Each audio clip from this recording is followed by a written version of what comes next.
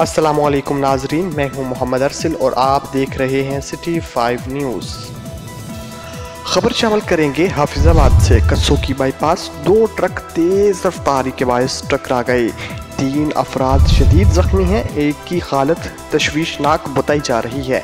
हामिद नामी truck driver की हालत तशवीशनाक है, फैसलाबाद रेफर कर दिया गया है।